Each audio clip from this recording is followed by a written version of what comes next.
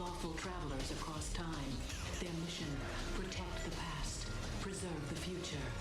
These agents are known as Time Cops.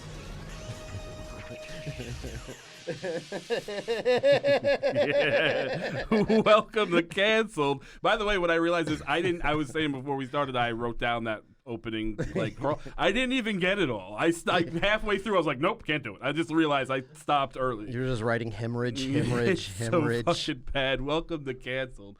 We are back. Jay Whitecotton is with us. How we doing, Jay? I feel really, really terrible having watched more of this show. It's bad. My girlfriend came home while I was watching the fourth episode, and it was like getting caught watching porn. Like she's like, "What are you watching porn? What is this?" Like, and it's also like she doesn't like time travel as like a thing in movies or whatever. But we were discussing this last night, and she's like, she doesn't mind time travel when it like they set firm rules and then the narrative abides by those rules, and like that's fine. But I was like, oh well, then you're gonna fucking hate time travel. It's literally everything you hate about time travel in one fucking TV show. I've been so mad. I've been IMDbing all the writers. Oh, I never even thought about that. And they are very successful and on good projects. That's a wild bummer. Holy shit. I mean, good for them. No, that means the system is screwed. I guess. Well, maybe they're making good things. Like maybe they were like fucked by this show.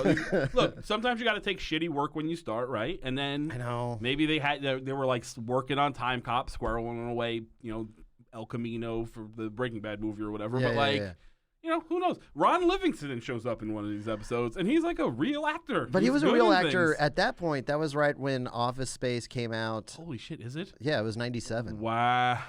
Okay. Let's jump into this show for a second, and I want to discuss a couple of things about this show.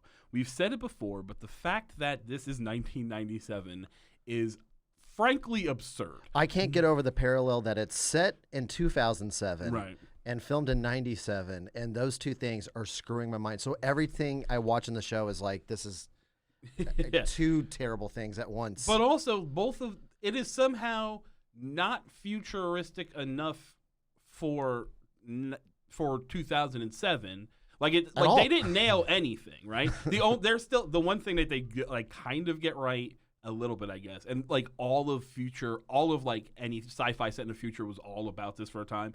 Video phones, everybody fucking is about the video phone, right? And now I guess like people use FaceTime all the time. I don't know anyone. I don't do it, but people do. I see it all the time. I mean, in a mall, I'll see people just walking around having fucking FaceTime conversations. So like, it's a thing. But man, were they really fucking like FaceTime answering machine messages when he calls Claire, her face pops up and she's like, "Sorry, I'm not home." It's fucking really stupid. Well, let's go to episode 3 first. Yeah. All right. The Stalker. It's 1956 in Hollywood. Yeah. This show can't figure out its tone at all. I figured it out. Okay. I figured out. One, if you watch the show and you pretend it's Will Ferrell and John C. Reilly, it's infinitely amazing. It's the best comedy on television. Sense. Yeah. Without that, you just take the blandest white guy in the world. Oh, Jack Logan.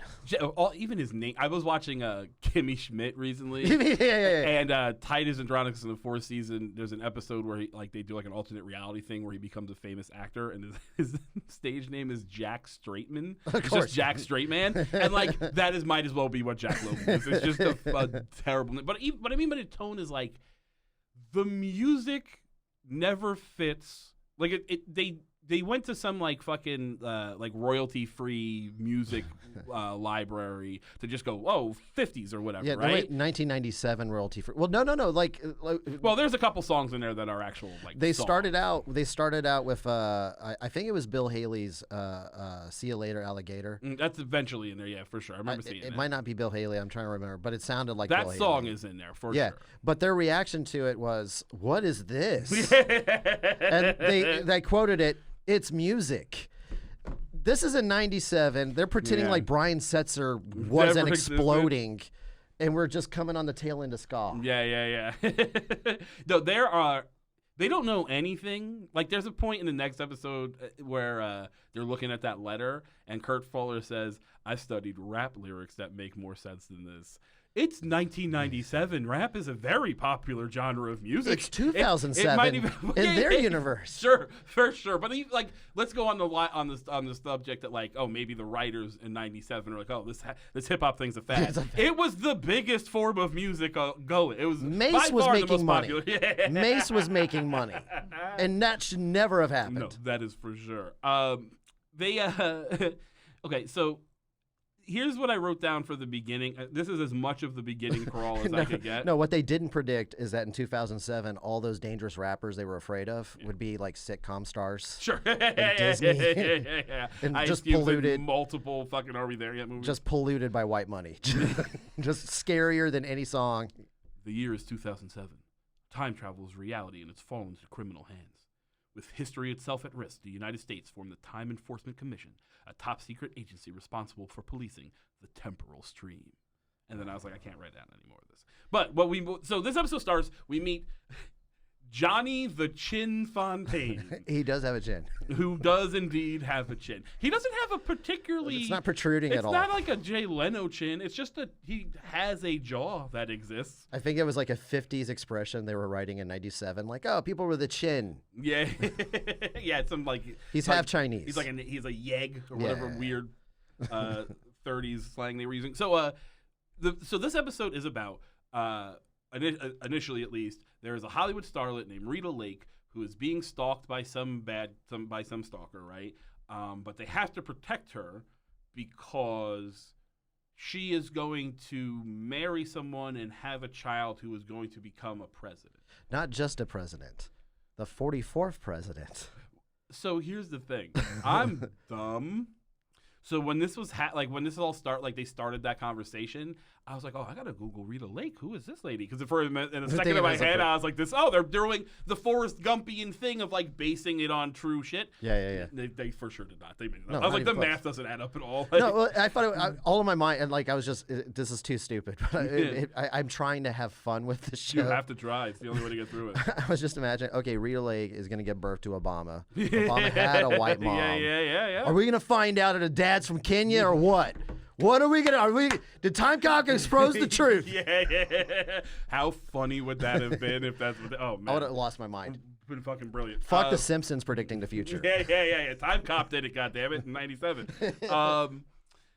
So they have to go back in time to stop this because somebody. So they have to. So Johnny the Chin gets murdered by a future guy. And in the beginning, we don't see who the future guy is, right? We don't see he's just got future tech. But what I didn't get, and I still don't get, it turns out it's Ian Pasco, who is the bad guy from the first episode, right? He's back. He kills the dude, but he has a thing that can scan his face so that he can look like the dude that he killed. Yep. For some reason. But then he just leaves the dead body there. Like, you don't get an advantage. If he had scanned him so he could take him over and then threw that dude in a lake or whatever, then it's like, okay, he's going to go pretend to be Johnny the Chin or whatever to get close to whoever. But he just leaves them. So the cop's like, oh, he's dead. And then he shows up later as Johnny the Chin. She's like, huh? Like, it's just your corpse was in my front yard. It's just confusing. It doesn't do anything. There's no purpose. That scanny things, there's no purpose of the plot other than just be confusing. Well, it didn't even serve purpose. Like, it served purpose in the plot when he was trying. Like, okay, so our hero gets arrested by the beat cop, right? Who was the dad from? I was gonna say he looked super familiar, and I couldn't Flight of the Navigator. Nice. Yeah. I couldn't place it, but yeah, for sure. He did other things. He's but been in a that's bunch of that dude worked a bunch. Yeah. This show is amazing at getting side actors that are like, was maybe a thing, right?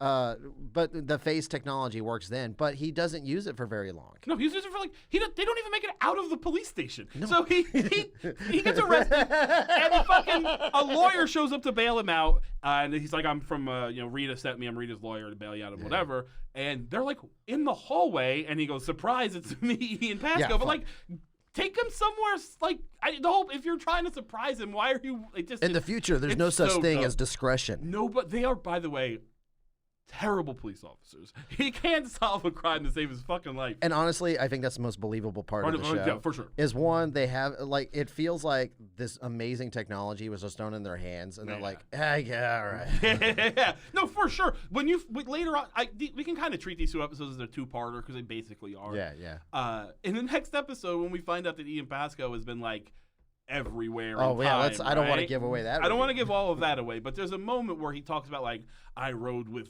Genghis Khan and I wrote it down. I sat on the thing. It's a good line, but like, yeah, that's what you should be doing if you have time travel. Meanwhile, our cops are like, I went to the 70s once. Like, that's just fucking boring. I stopped a cop from making more money. I did. I did laugh. Who's still alive? There's a moment that genuinely made me laugh when they're sending him back.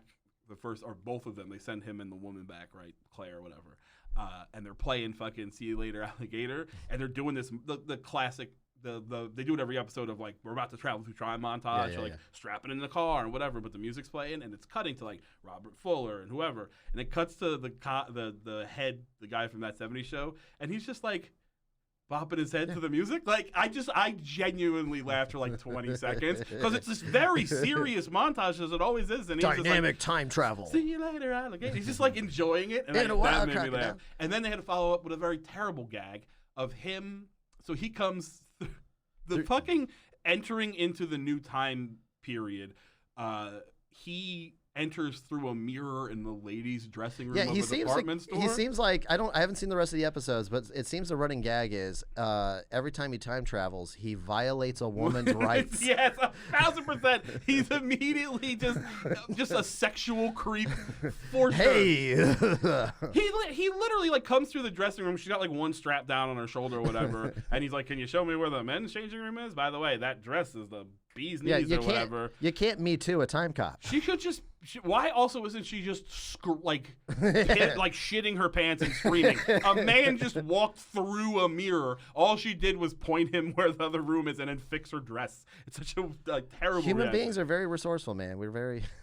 There is so. Our time cop is the gag where he. So he goes to where the Johnny the Chin's been killed, right? Yeah. And he has a little run-in with one of the cops or whatever, and then he's back there looking around, and he finds like a piece of future tech or whatever. Doesn't the matches they say and the 50s? And then he finds a match. This show is 100% on the nose at all times. Yes, it literally does say the. That's 50s why I think if it was matches. Will Ferrell, this would be hilarious. Right, but it's not trying to be funny. But then when it is trying to be funny, it fails on all levels. So he tries. Rita shows up, the whatever, and he's like, "Oh, I dropped my matches." And she's like, "Oh, I left my cigarettes in my car." Yeah, he doesn't smoke. She's like, "Well, have one of mine." And then he can't. Like the whole gag is he's like, "I can't pretend to smoke a cigarette. Oh, it's not strong enough for you me." Fucking pussy! You're a cop. Just smoke a fucking cigarette for 5 seconds. Oh, it just made me like. I actually vape. Yeah, yeah. It's the future, by the way. Why aren't you vaping? Like I don't think there was vape in 2007. Like that's how not in the future they are. By the way, he is such a bad cop. He can't think on his feet at all. So she's like, "So what?" She goes, "Well, what are you doing here?" And his answer is, "I just thought you might need someone to talk to." What? That's not an answer. She doesn't know you. What do you? She's Hi. also famous and being stalked. I'm a star. Yeah. I'm worried about the stalker. Right. A man was murdered in my front yard. Oh, I've always depended on the kindness of strangers. So dumb. This like obvious liar that's just snooping around. You're like, "Oh, I should put all my trust in him." He goes to the hotel. It's Isaac Asimov meets Tennessee Williams. It's not good. It's not good. He goes to the hotel that the matches are from. And he finds. Okay, can I point something out? I would love you to. There's a little Easter egg here. Okay. On the paper, the guy that's like, "I'm too busy to check people in and do my job." Yeah. So he's doing it for him. So the name that the is under Barry Manilow. Right. And his response is like, "Oh, I'm going to check in under Barry White." That was his big like, "Oh, I get you." But the paper that the guy's reading, it says racism bad? I didn't even see that. That's fucking hilarious. Just subtle. Subtle. It's 1956. It good? We did Peep Show a couple weeks ago, right? Yeah. The show where you watch old porn with comics who are uncomfortable. Yes, that's the one. And in front of an audience that's like wants worse. They're way into it. The audience, it's a fun way show. Way too into it.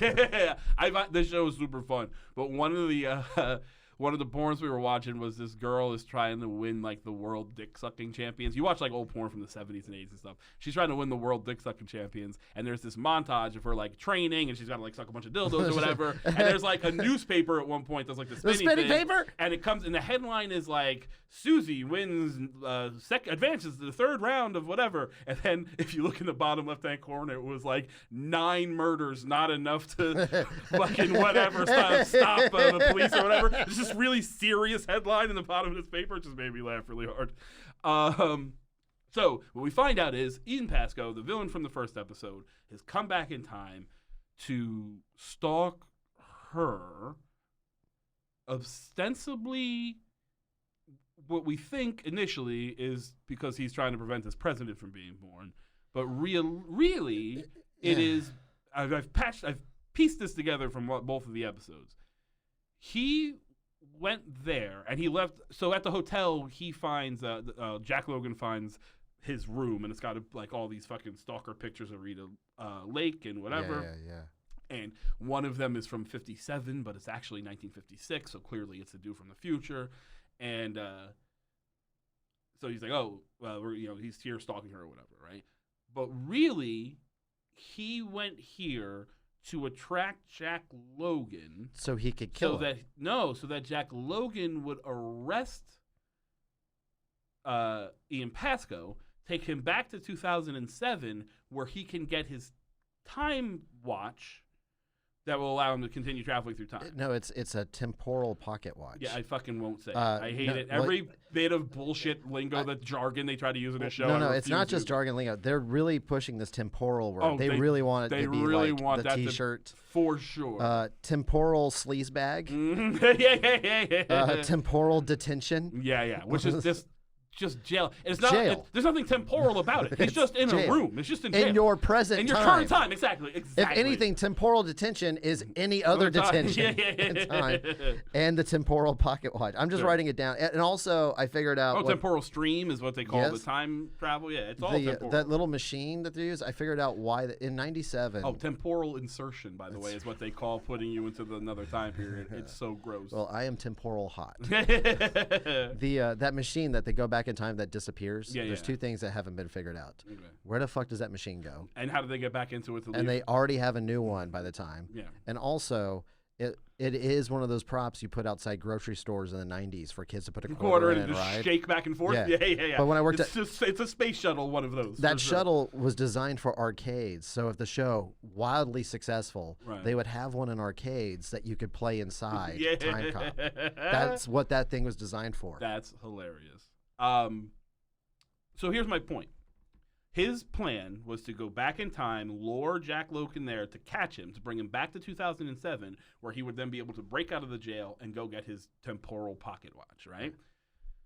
Because that's how he travels through time. Yeah. Then how the fuck did he get to 1956? It is the laziest fucking writing, and they never even try to explain it. They don't just go like, oh, he jumped in that thing and he ended in 1956. So then he was like, oh, I'm here. I'll make some clues or whatever. Do you know what this show feels like? This show feels like you've pitched shows before, so you understand that meeting where you're sitting there and. Imagine if you were asked, like you've been doing comedy, and then someone goes, hey, we want you to pitch a TV show right now. But, instead of preparing a vision. You were just watching Timecop. We're going to give you a lot of money, but only if you have an idea fucking now. And the guy's like, he's a cop. Right. We like cops. Yeah, we like cops. Solves murders in time. Right. And then he just starts throwing cash at him immediately. His cash is covered in cum. There's a reoccurring villain. He's hilarious. By the way, I would like to talk about Ian Pascoe for a minute. Does he deliver any lines that aren't whispered in these 2 episodes? Maniacally whispered? He does. Well, for some reason, he says the jokes, they're purely just for himself. He's having a great time. He's really cracking himself up. That bowling alley where he's chasing our hero in a bowling alley. Yeah. Okay. By the way, can we talk about how good Jack Logan is at throwing bowling balls? Those things weigh like 16 pounds. He's fucking skyhooking them like he's fucking like he's Magic Johnson. Yeah, it's wild. And this guy can shoot a bowling ball in the air, it's very good. But can't shoot the hero running in a straight line in open space. Our hero is so bad. He does it again. In the previous episode, he throws the diamonds at the guy and then just stands there as opposed to like doing anything. This Pocket episode, sand. He's in a bowling alley. He escapes. He gets away from him by diving headfirst into the pins. Gets the spare. Which I really enjoy. Picks up the spare. Grabs 2 bowling pins, right? And then he throws one in one direction so that the guy will look that way, right? And then he throws the other one real hard into his back, and it knocks him forward. And instead of tackling him or doing anything, disabling his weapon, waits a second, and then waits for the guy to turn around, and then runs away. You just accomplished nothing. And also, the bowling pin didn't really hurt him. No, it just hit him in the back. He's like, what the? Yeah. Why? The other thing, our cop who turns out to be the bad guy. So the twist of this episode is she is being stalked. She is being stalked by 2 people. She's being stalked by Ian Pasco, but she's also being stalked by someone from her time who turns out to be the detective that's investigating Detective Johnny Flight of the murder. Navigator. Yes.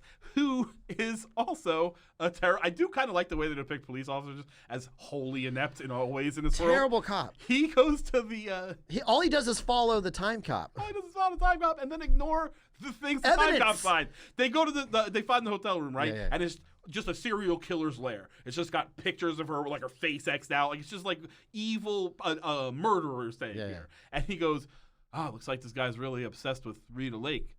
Must be 1,000 guys like that in this city. I don't see a crime here. What the fuck? There's 1,000 serial killers in your city? Now, to be fair, that does make sense because he ends up being the also stalker. being a serial killer, like, so I get it. I can see. I see the attraction. She's a very lovely woman. I would love to wear her face. I totally get where this guy's coming from. They've also figured out some way of communicating, which we bitched about the last episode, which is to leave things in a safety deposit box because that bank is going to be there for 60 years, and apparently someone's paying the fees on those Goldman safety Sachs, deposit man. boxes Goldman or something. Sachs. The fucking that annoyed the shit out of me. The Bilderberger Group. So Logan puts a bunch of evidence in the safety deposit box, and they get it in the future and open it up. And there's a poster of Rita Lake, but it's from 1957, so it's not the right time. But then they realize, she goes, wait a second. She like scans it and she's like, this is a polymorphic, blah, blah, blah. And the cop's like, I did like him going like, yeah, I'm not a fucking idiot. I know. I can see a poly whatever. Hey, I know big words. Yeah. But she sets it on fire and she can't burn it. And then she crumbles it up in a ball and drops it, and it just goes back to being smooth and unwrinkled. She's like, this paper's from the future. Yes, because books and paper were very valuable. Here's my argument. If this shit is from the future, then how do you know what it does? She tries to burn it, she crumbles it. She clearly knows what this paper is capable of. How, if it's from after her time? But why is it in the past? Well, he brought Ian Pasco brought it with him to lure. He left it there for Jack Logan to purposely find, so that he would then arrest Jack Logan. The whole thing is to get him back to time to get this pocket watch, which, by the way, he 100% succeeds at with very little hassle. Extremely little. Our cops have a 0-3 record dealing with Ian Pasco. Okay, yeah, this is going to be the hardest podcast because everything's so convoluted. We are trying to make sense. We're trying to make sense of this show that doesn't make a lot of sense, particularly this being basically a 2-parter.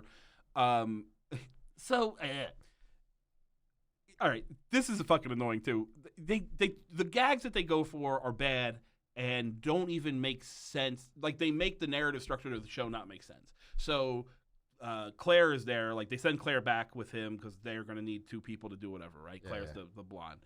And she's like, I'm going to drive over to whatever's house. You do this other thing. But she can't drive stick to the point where he goes, use the clutch. And she's like, what's a clutch? Well, then get out of the fucking car. What are you even doing? Also, how did you get where you're going? You clearly can't drive that vehicle. You didn't just learn how to drive stick by yourself on the way to wherever you were going. Hey, man, women temporal time travelers. You know? They be shopping. They can't drive, man. They just can't drive. Also, so there's a little bit of a flirtatious thing happening. There's no temporal feminism. There's a little bit in the next episode. But there's a little bit of flirting going on with Jack Logan and Rita Lake, right? And they're having a dinner, whatever. Yeah, they're doing that Fox Mulder Scully sexual tension thing. But he can't he can't do anything with her, right? Like if the rules of our world is you can't change anything, then you for sure can't fuck this girl, right? Like, what if you're the best dick she's ever had? Now no one else will do. She doesn't fuck the other dude because you've ruined her for all men, because that's the thing that happens. And then now she doesn't give birth to Obama. Like, here's my point. This sets up a whole thing where she is like, he's like trying to protect her because Ian Pasco shows up as Johnny the Chin, and she's like, wait a minute, you're dead. And then he's like, yeah, I guess.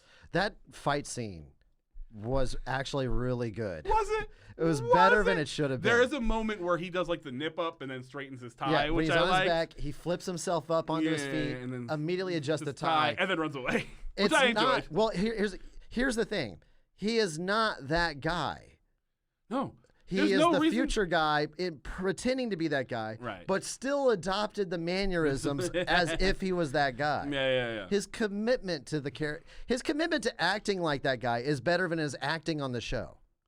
Oh, for sure. I will also say, so there's a couple of moments at the end of this episode that I kind of enjoy for how bad they are. So he lures her back to set by saying that, he pretends to call as like the head of the studio. I also like how much the studio, like they're basically trying to make LA Confidential, so like the studio is all powerful in this world. So everybody's just like, oh, you must be, this guy's from the future. Like, oh, you must be from the studio. Tell Sam from the studio to back off or whatever. No, it's weird because LA Confidential came out like a year later. Yeah, it was very close. We'll talk about how he's also trying to be the Untouchables in a minute. Oh, good. But you wrote that down too? Oh, Jesus fucking Christ, did I write it down? That's the secret behind the show is it's all the writers basically just do period pieces. Yeah, they just rip off whatever the most popular movie of that period piece is, for sure. So they lure her back to set, and he goes with her, right? But there's a guy at the door who's like, okay, I'm sorry, it's a closed set. We'll send her back out in a minute. And they close the set. And then he looks at the door, and there's just a sign on the door that says, no filming today. And he's like, oh, wait a minute. Then they can't be filming. And he runs inside to protect her. But, like, you couldn't figure out you couldn't write a dude coming by going, like, hey, what are you waiting outside for? Just some guy smoking. Set's closed today or whatever. Like, anything. She's kidnapped. Yeah. What are you, fucking dumb? But, like, yeah, that's just how lazy the show is. As opposed to write, like they say show, don't tell. They just have to tell you. Well, they do that in the next episode. Show fucking Jesus. Everything you bring up is like, you could have just done this. I would have been dumber. Right. They do in the next episode. If you listen to the first 2 episodes of this podcast, you're going to see all the shit we're saying. They actually do in the next 2 episodes. They embrace. So they've got her, and we have seen a couple moments of the movie that she's filming in the future, right? He's watching that movie previously in the episode, and there's a scene she's in an electric chair, and she's like, "But please, I'm innocent," or whatever, right? Yeah. So they walk in, and she's in the electric chair, and she's like, this is like a new scene. I don't remember. Cheapest electric chair. It's just got a salad bowl and taped. It's very cheap. But so she's been in, but now the locks are real and she can't get out of the chair, right? And the way Ian Pasco's gonna kill her is just from a Wile E. Coyote cartoon. No. Let's set this up. Set this up because this is where. All right, because the detective shows up first, right? Okay. Well, the first thing that happens is she's sitting in this salad station. Super salad. Prepared for her death. He shows up, jiggles along. Oh, that's real. Yeah. You know it's real. I'm going to have to go find something to bust these locks. Yeah, goes around the corner, bopped on the head, and who shows up? The detective. Right.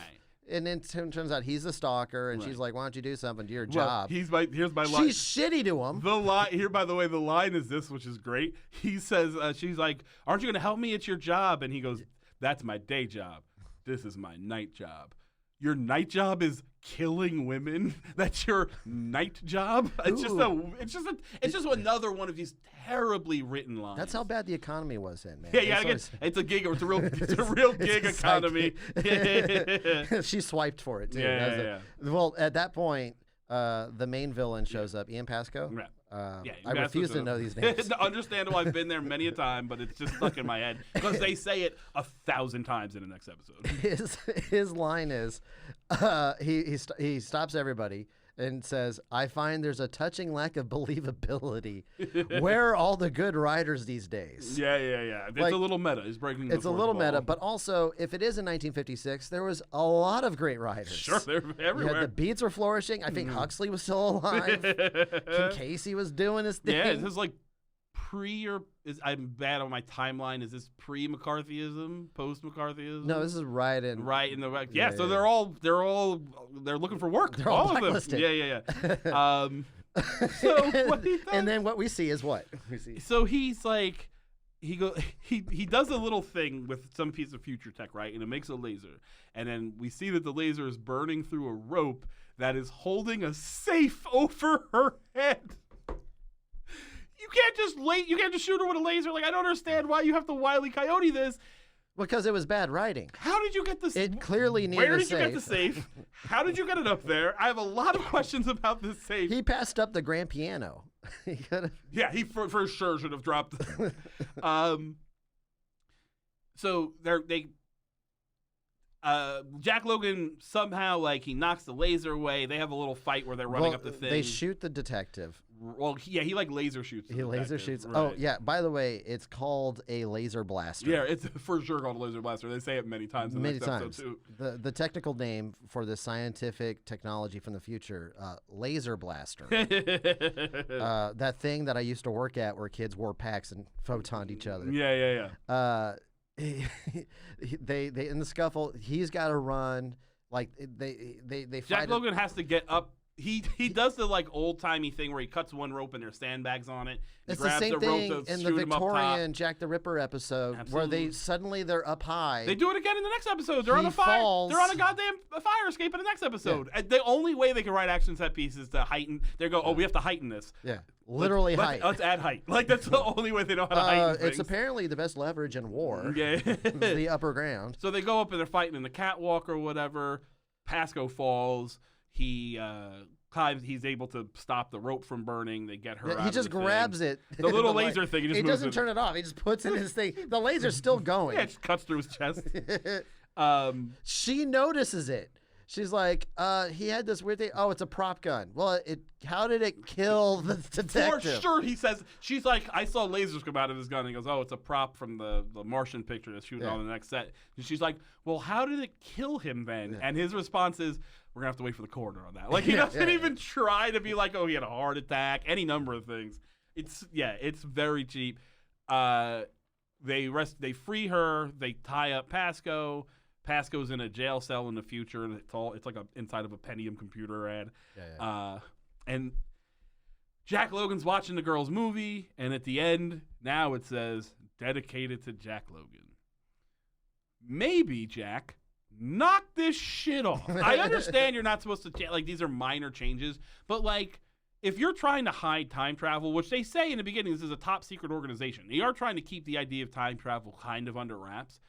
Stop changing things, because people have seen that movie before, would have noticed that, oh, it wasn't there, and now it's dedicated to Jack Logan. Some film nerd's going to be like, oh, I wonder who Jack Logan is. Let me do some fucking research. Oh, it's a guy that works for the fucking time cops. God damn it. Yeah. It just makes me mad.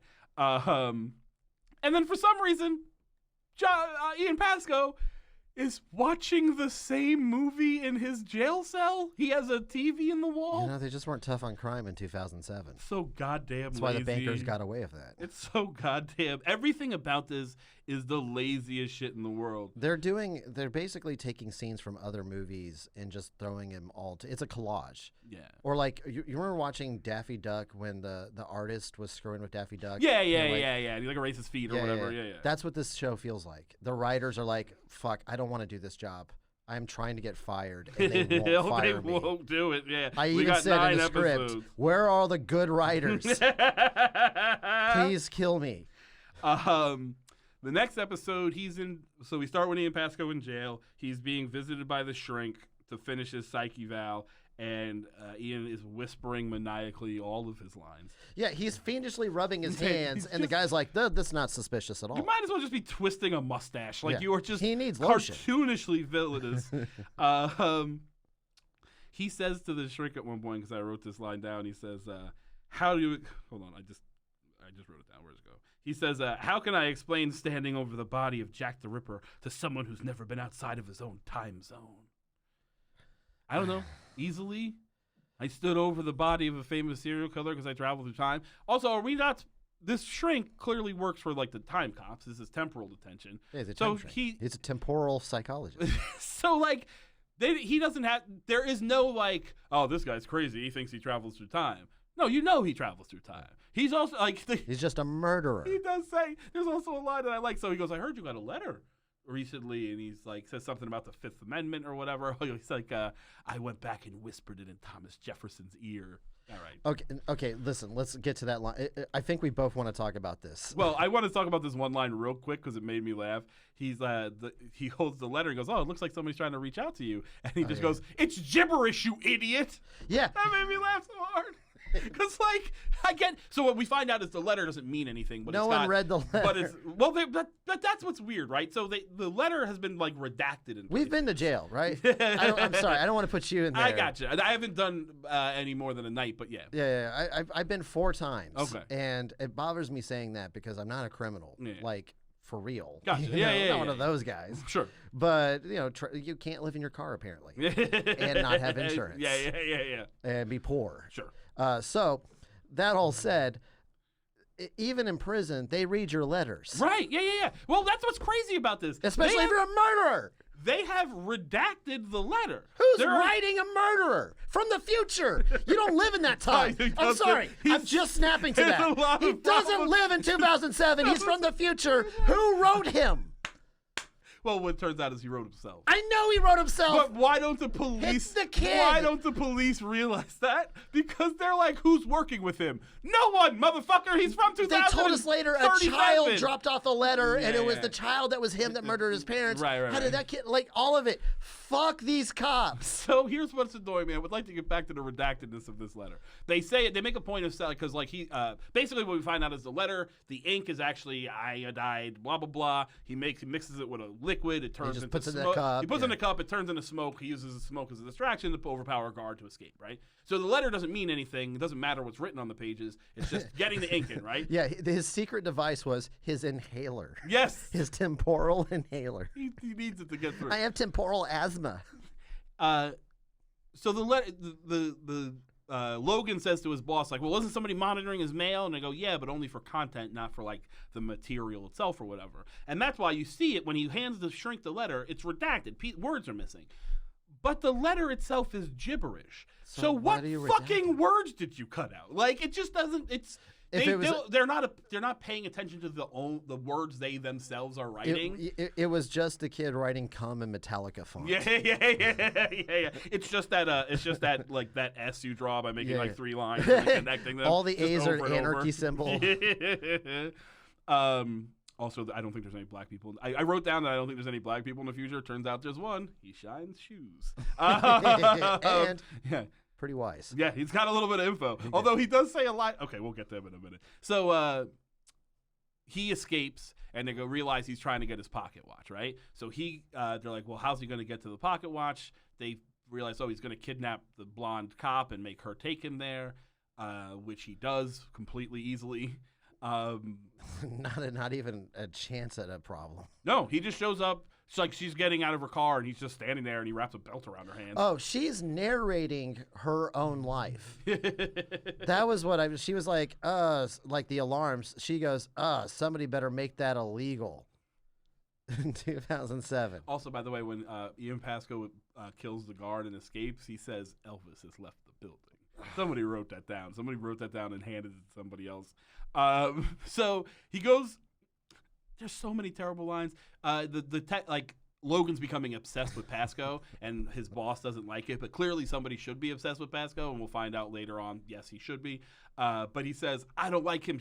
I don't want him to shake and bake with your head." You wrote that down too. Of course, I did. I did right there. Shake it, yeah. Which brought me again to the Will Ferrell, John C. Reilly dynamic that this should. So that made me laugh. They realize he's kidnapped her, meet us at this place or whatever. He kidnaps her, and he demands, he's like, not only am I going to get away with this, but you're going to send me back in time. Right. because clearly I've lost that ability. Well, he lost his watch, and you need to get me my watch. That but thing that I didn't need when I was already time traveling, but you're going to do it. He tells him I can't get you your watch because it's in a vault, that it needs a Senate subcommittee to open, and it's going to take weeks or whatever. So they put him By in the way, car. none of that's true. They get the watch immediately. Yeah. They put him in the car. Yeah. They're both strapped in separate. Mm-hmm. Yeah, I know. So at what point is this a hostage thing? It's definitely not. I guess he still has the laser blaster. He also says, I mean, the writing in this episode just gets so bad. He goes, never forget, I'm from the future. I'll always be one step ahead. Yeah, we know, dickhead, you're from the future. He also says later, because he tells him you got to meet me in 1926 Chicago, right? Yeah. And he goes, we're playing by Chicago rules now. Yeah, this is where the... Which are? I don't know what that means. If he brings a knife, you bring a gun. But that's not what's said. What's happened? So we meet Capone. So he goes back and we meet Capone, right? Not only did they go back in time, they go back in time to the exact moment that the Untouchables is filming that stairway scene. That woman's pushing that fucking baby carriage, and I was like, you cheap fucking assholes. Like, come. The music is vaguely similar, eerie high trumpet. Do you really think that more people will be watching Timecop than have seen the Oscar-nominated film, The Untouchables? They're not going to pick up on your little fucking thing. To their credit, they don't follow through on that, but they do have a line at the end that makes me furious. We'll wait till we get to the end. But he meets Capone. Capone has a muscle guy that shows up. Oh, how do we know it's Capone? Oh, he's got a scar on the side of his face. He's scratching at his scar. Yeah, it's still itching. Hey, look what I got. yeah. Well, he has to because it's not very obvious. See? It's kind of barely visible, so if he doesn't point at it, you wouldn't see it. Do you recognize that actor? Oh, he's been in a ton of shit. He's been in a ton of stuff. Yeah. He was one of my favorite shows that no one watched because it was very bad. Sure. Forever Night. I know that to be a show. He was the partner. For sure, never watched it. There's like a vampire detective or something. That's exactly what it is. That's exactly it. And can only work nights. Sure, of course he can. By the way, we did a show on this show. We did a pilot on this show. Me and Mike, I think it was Mike McRae and I watched it called The Owl. He's a detective whose superpower is he never sleeps. Like, not that he's a detective that never sleeps. He literally can't ever sleep. So he's just he just has to ride the bus all night. It's terrible. In circles. It's super good, and it's what's his name from the Highlander TV series, Adrian Paul. Adrian Paul. Yeah. Anyway, so we meet Capone. He's got a muscle. He said, hey, did you take care of Mickey or whatever? And he goes, yeah, 2 in the eyes, 2 in the throat, 2 in the heart. For sure, like, you don't have to shoot that. Like, 2 in the eyes, he's dead. You can stop there. Well, first of all, he also, said... classic mob hit is like 2 behind the ear. Like, that's like classic mob hit. Why? They don't normally want it messier. We shot him in the balls a couple of times. One in the arch of the foot. Yeah, where his gout was. We wanted to really hurt. We had him plantar fasciitis. There's the lines. So what we find out is that Pasco has been coming back to this time period. Yeah, they have a moment. Sort of setting up. He's been making Capone. Capone was just a nobody, but he's like, I introduced you to bootlegging and the numbers and whatever. A thing he was already going to do. He was clearly already going to do, but more to the point, he says a lot because he's like, I've tipped you off about the cops and all the competition. He goes, you've dodged so many bullets, it's embarrassing. Why is it embarrassing? I don't understand. Like, isn't that a good thing? Yeah, 50 Cent was hailed cool for not for catching those bullets. It just doesn't make any sense. These lines are just terrible. But so we find out that he has been like setting up Capone. He's been coming back there every 6 months. He's the architect. He's the they call him the tourist. They call him the tourist, but he's like this thing. Meanwhile, in the future, they're looking into Pasco and they're like, oh, why? There's a moment where he says, well, oh, what didn't you find? He goes, that's what I did find. He's everywhere. And they start looking through time, and there's Ian Pasco in the background. He's like at the Hindenburg, and he's at the fucking Kennedy's assassination or whatever. He's all over. We're just gonna they have a moment where they're sitting down and he's bragging about not only being in the past, but he's seen the future, the end of civilization. He tells Jack Logan, he's like, how far back have you gone? He's like, a couple hundred years. He's like, I wrote this line down because I didn't write it all down, but I wrote this line down. He says, I watched a megalodon shark tear the throat out of a Tyrannosaurus Rex. I wrote How that down. did you do that? One is an aquatic creature and one is very much on land. I will do you one even better. I'm sure there's a lot of terrible lines. They lived in different ages. Yeah. Different periods of time. Sure. Okay. That means he brought a Tyrannosaurus Rex. I don't mean to go to the producer on this. He brought one. I like that a lot. I didn't even realize. That's He so went good. far back in time. It's like, come here. Yeah. And then threw it in the ocean.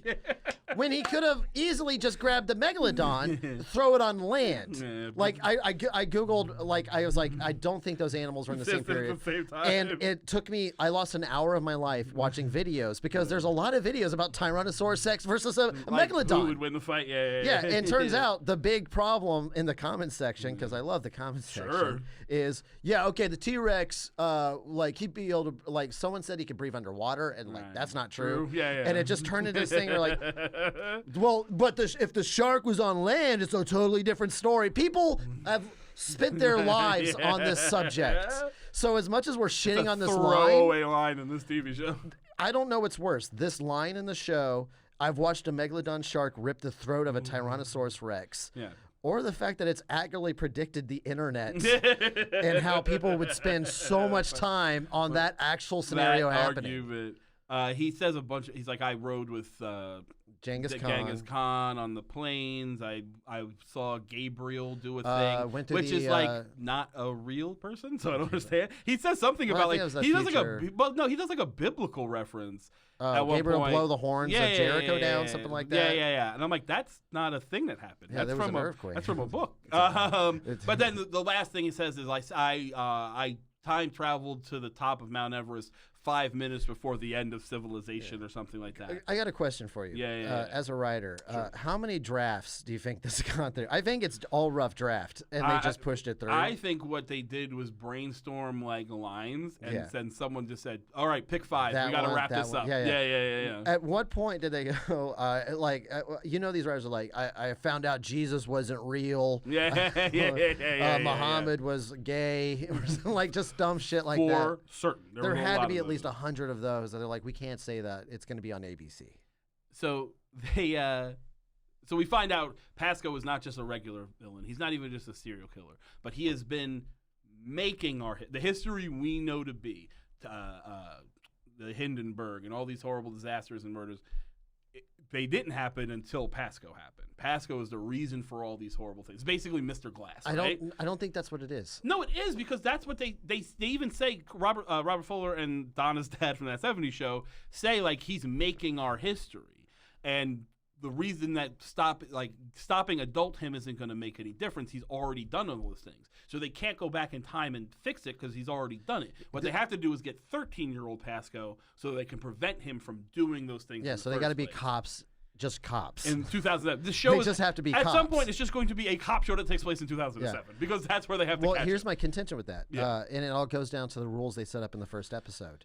There was already a Jack the Ripper. Right. He just replaced him. Right. So he was just acting out the things Jack the Ripper did. Right. So why isn't he doing that the same for the Hindenburg? Like, I just want to be the one that sets off this thing. I got you, but that's... So all those things would have...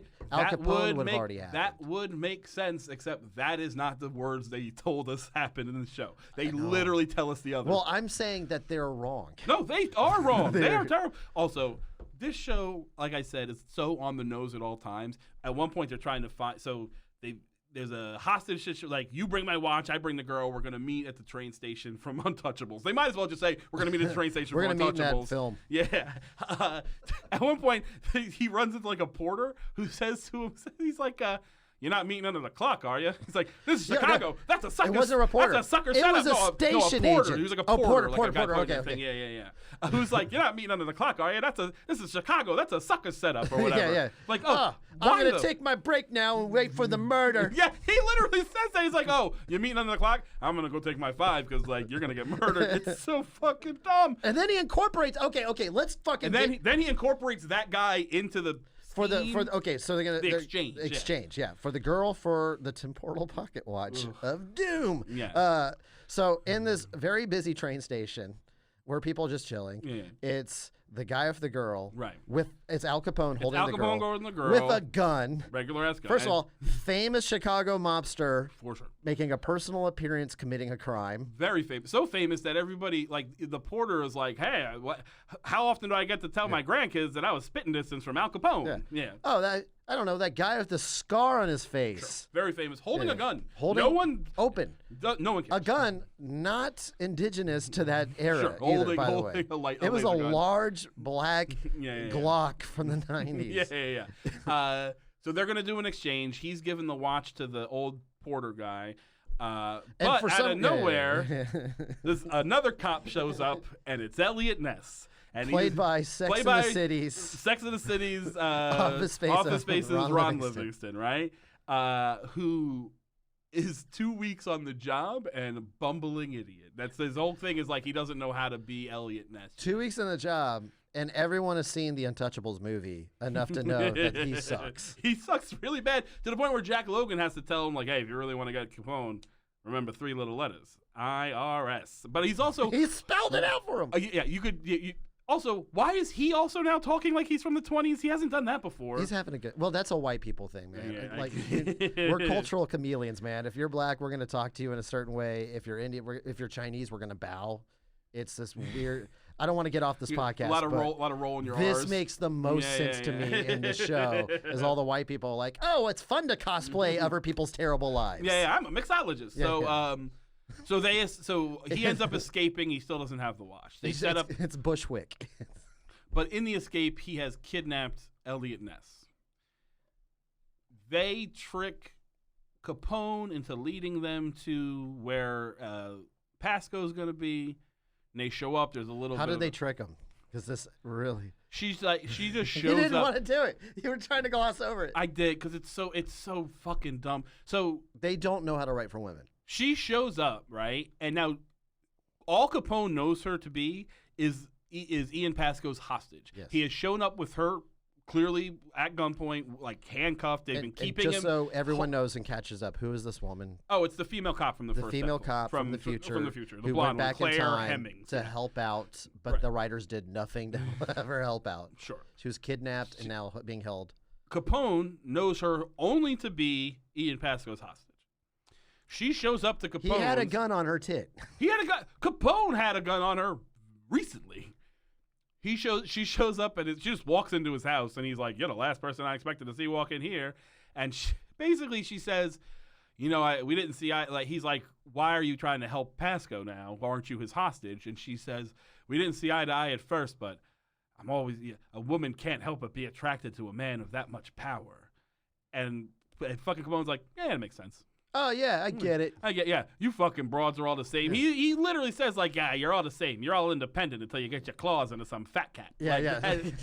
And so he immediately then, he's like, all right, well, then let's go I'll clearly take you to him because there's no way this could be a trap. It's a trap. They drive to Pasco.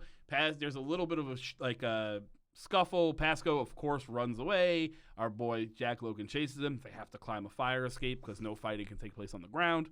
The watch falls off the side of the fire escape, hits the ground, opens up a time portal. Yeah, as it does. He tries to jump off the fire escape, but our boy catches him. Not just catches him. Hold by one hand on each of his wrists, and he's just holding him like he's shaking milk money out of his pants. Yeah, he's not like even a bully struggling. from the Little Rascals. No, he's not even struggling. Not at all. This man is 170, 180 pounds. He's a big guy. He's like tall. He's 220. He's holding him by his wrist. There's 2 stones in this. He's holding him by his wrist, and eventually he shakes himself loose. He falls into the time portal, and then the watch just sucks into the time portal with him. It just, for some reason, the watch doesn't like turn off. In the previous incantation, the last time we saw the watch be used, when this exact thing happened in the first episode, the watch sets off the portal, he goes through it, and then they have the watch. In this one, for some reason, when he goes through the portal, the watch just goes boop and just shoots into the portal for no reason at all. So our heroes are 0-3 with Ian Pasco. He is loose in time with his time watch. They have accomplished nothing in 2 episodes. 4? 4 episodes. But I mean, if we're going to count, the second one's kind of a standalone, right? Yeah. So that doesn't really count.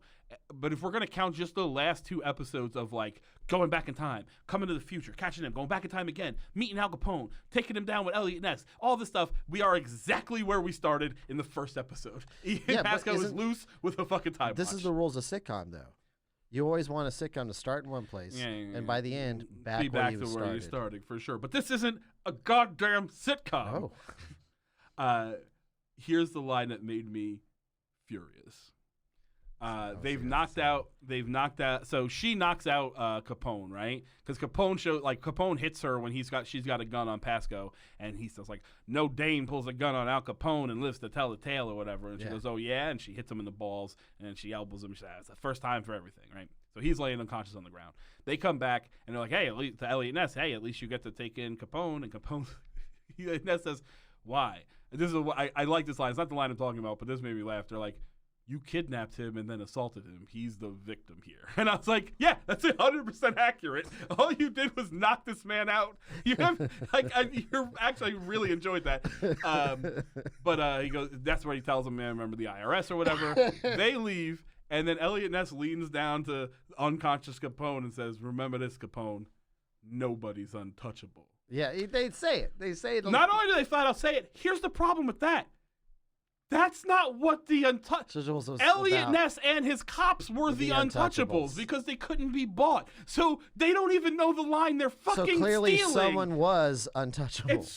It made me so mad when he said it, because it's like, look, I get it. You've been hammering us with this fucking Untouchables thing for a minute, but did you actually watch it first, or did you just see the trailer? Because goddamn, that's my favorite thing about this show. This whole show is the writers going, "Hey, remember that better thing you could be watching?" Yeah. We kind of remember it. We'll do a spin-off of it. It just made. We don't know why you're doing this. It just made me so mad. That being said, I'm kind of curious where they go from here. I'm curious, are they going to... So I know that the next episode starts with a swastika, so clearly they're going to World War II. Yes. They're either going to World War II or 2019. Or they're going forward. Yeah. But I'm wondering if they're going to go back to a Monster of the Week for a little bit and then go back to Pasco. That doesn't... I feel like all hands on deck for Pasco hunting at this point. If you're the Time Cops, right?